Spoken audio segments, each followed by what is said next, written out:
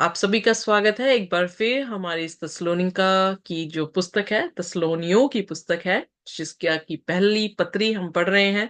ये बहुत ही खूबसूरत पत्री है क्योंकि पौलुस जो है वो जेल में बैठकर इस पत्री को no no no this is the earliest पत्री है पौलुस की। और इस पत्री में खास करके हर अध्याय में पौलुस जो है वो प्रभु यीशु मसीह की दूसरी आमद के बारे में जिक्र कर रहा है। सो आइए देखें। हमने पहले अध्याय में देखा कि किस तरह से पौलुस ने अपनी गवाही दे रहा है। दूसरे अध्याय में भी वो किस तरह से मिनिस्टर कर रहा है।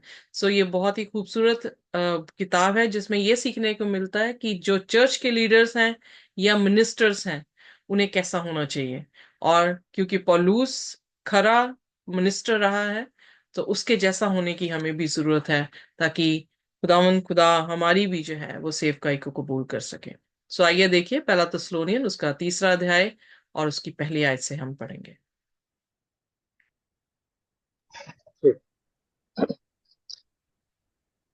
इसलिए जब हमसे और ना रहा गया तो हमने यह ठहराया कि एथनॉस में अकेले रह जाएं।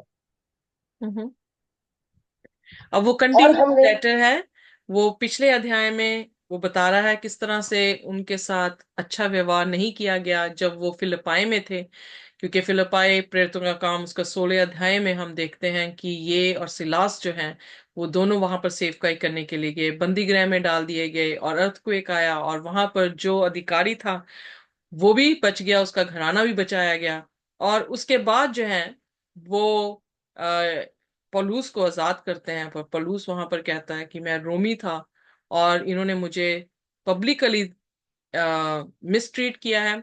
सो पब्लिकली ये मुझसे माफी मांगे या पब्लिकली हमें आके रिहा करेंगे तो हम जाएंगे। सो इसलिए कह रहा है कि अब और ज्यादा बेयर ना करते हुए हमने सोचा कि हम अथेन में ही रह जाते हैं। सो वो वहां पर थोड़ी देर के लिए रुक गए। और उसके बाद दूसरे वचन में और हमने तीमुथियुस को, जो मसीह के सुसमाचार में हमारा भाई और परमेश्वर का सेवक है, इसलिए भेजा कि वह तुम्हें स्थिर करे और तुम्हारे विश्वास के विषय में तुम्हें समझाए। सो तस्लोनियों की कलीसिया में उसने तिमोथी को भेजा, जैसे कि उसने कहा है कि वो उसका भाई है, को वर्कर भी है। और यीशु मसीह का गॉस्पल इसलिए सुनाया गया या सुनाने के लिए भेजा गया ताकि वो हमें स्ट्रेंथन कर सके, एनकरेज कर सके कि हम अपने विश्वास में जो है वो खरे ठहरें या उसमें बने रहें। सो तीसरे वचन में कि कोई इन कलेशों के कारण अगमगा ना जाए, क्योंकि तुम आप जानते हो कि हम इन्हीं के लिए ठहराए गए हैं। तो यहाँ पर बड़ी आ, बखूबी चीज जो है वो लिखता है। वो कह रहा है कि परसिक्यूशन जो है ऐसा ना हो, इसलिए डांडस दे रहा है। किसके जरिए से? खुदा के वचन से। इसलिए मजबूत कर रहा है, एनकरेज कर रहा है अपने विश्वास में मजबूत रहने के लिए, कि जब परसिक्यूशन आए तो हम हड़बड़ा ना जाएं, हम जो है वो शेकन ना हो जाएं, हम जो है हिलाए ना जा सकें। सो क्योंकि ये हमें पहले ही पता है कि हम इस इन्हीं चीजों के लिए जो है वो बने हैं। सो कितनी खूबसूरत बात यहाँ पर पौलुस वहां पे लिखता है, जो आज हमारे लिए भी टेक अवे है कि हमें भी ये लेकर जाने की जरूरत है कि सिर्फ खुदा का कलाम ही है जो हमें मजबूत करेगा उन दिनों के लिए, जो परेशानी के दिन जो है हमारे पर आने वाले हैं। और वो दिन हमारे लिए बनाए गए हैं इसलिए क्योंकि हम इस दुनिया के नहीं हैं, हम दुनिया से अलग हैं, मसीह से जन्मे हैं। सो इसलिए दुनिया हमारे विरोध में है। पर जब विरोध करती है तो क्या करेगी? परसिक्यूट करेगी। सो इसलिए ये स्वाभाविक तौर से है कि हमेशा धर्मियों ने धर्मियों को मारा है। सो जब हमने धर्म को ग्रहण कर लिया है तो हम विश्वास में मजबूत उसके कलाम के जरिए से हो सकते हैं, ताकि हम भरमाए ना जा सके। उसके बाद चौथे वचन में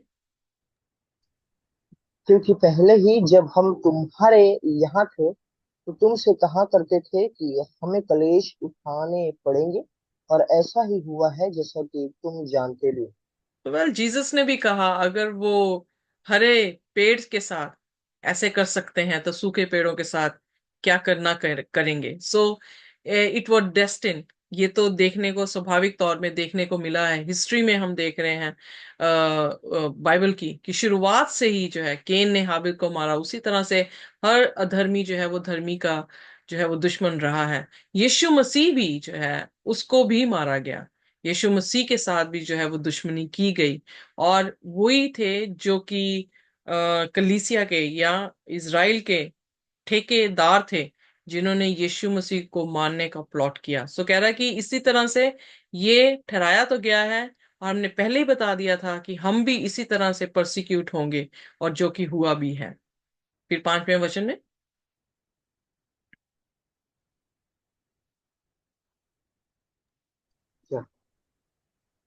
इस कारण जब मुझसे और ना रहा गया तो तुम्हारे विश्वास का हाल जानने के लिए भेजा, कि कहीं ऐसा ना हो कि परीक्षा करने वालों ने तुम्हारी परीक्षा की हो और हमारा परिश्रम व्यर्थ हो गया हो।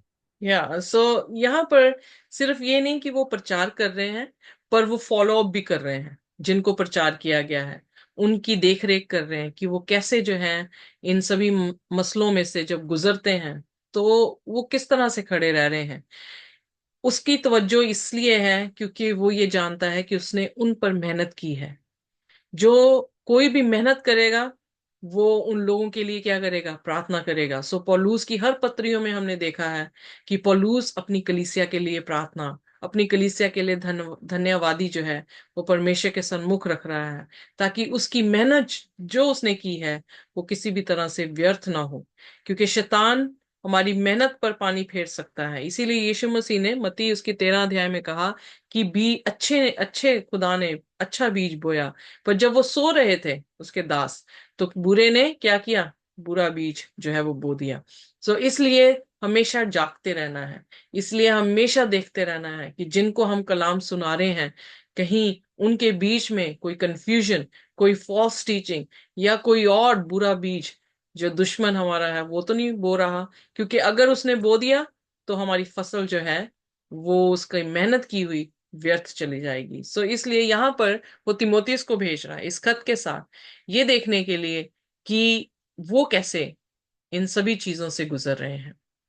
सो 6वां वचन। पर अभी तीमुथियुस ने, जो तुम्हारे पास से हमारे यहाँ आया है, तुम्हारे विश्वास और प्रेम का सुसमाचार सुनाया और इस बात को भी सुनाया कि तुम सदा प्रेम के साथ हमें स्मरण करते हो और हमारे देखने की लालसा रखते हो, जैसा हम भी तुम्हें देखने। सो वी देख सकते हैं कि उनकी मेहनत जो है व्यर्थ नहीं है। उनकी प्रार्थनाएं की हुई जो है वो व्यर्थ नहीं गई, क्योंकि तिमोथियस ने आकर जो है उन्हें ये संदेश दिया है, गुड न्यूज दी है उनके विश्वास के प्रति, उनके प्रेम के प्रति, और किस तरह से वो पौलुस को याद करते हैं और उसे देखने की चाह रखते हैं। तो इसलिए आगे पौलुस लिखता है 7वें वचन में। इसलिए हे भाइयों, हमने अपने सारे दुख और कलेश में तुम्हारे विश्वास से तुम्हारे विषय में शांति पाई। जब खबर मिली तो इस बात से जो भी उनका डर थे उनसे उन्होंने जो है राहत पाई, एनकरेज हुए कि इतनी परेशानियों में भी जो है वो मसीह के साथ वफादार चल रहे हैं। और फिर 8वें वचन में,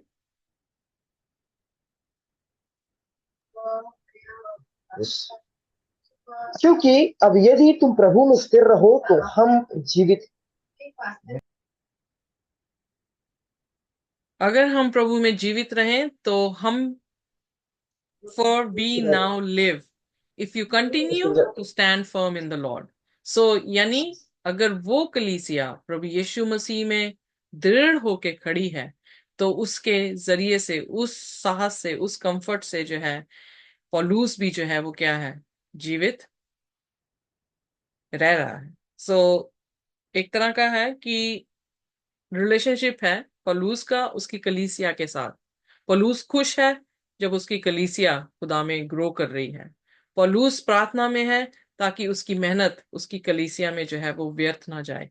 पौलुस जी रहा है इसी चीज को देखते हुए कि उनकी जो स्थिरता है प्रभु यीशु मसीह में वो कायम है। उसी तरह से यीशु मसीह भी हमारे साथ ऐसा ही है। जब वो हमें खुदावन यीशु मसीह या उसके कलाम में बढ़ता हुआ देखता है तो उसका भी जो है खुशी का कोई ठिकाना नहीं है।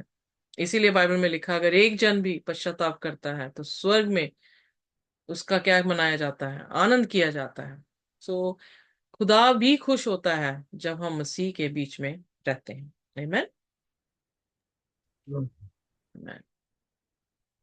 सो आइए प्रार्थना करेंगे। हमारे स्वर्गीय खुदावन, हम शुक्रगुजार हैं, धन्यवाद करते हैं इस खत के लिए कि पौलुस अपनी कलीसिया के लिए चिंतित है और उसके लिए प्रार्थनाएं कर रहा है, और तिमोथियस को भी भेज रहा है ताकि उनकी जो है वो दशा को वहां देख सकें, पहचान सकें। हम शुक्र करते हैं प्रभु कि आप भी हमारे ऊपर हमेशा वॉच रखते हैं। आप भी ना सोते हैं ना ऊँगते हैं। आप भी हमारी परवाह करते हैं, हम सुरक्षित रखते हैं। हम आपके शुक्रगुजार हैं। हम आपको दंडवत करते हैं। हम आपको अपने जीवन में प्रथम लेकर आते हैं प्रभु। हमें आशीष दे, बरकत दे, यीशु के नाम से मांगते हैं। आमीन। आमीन।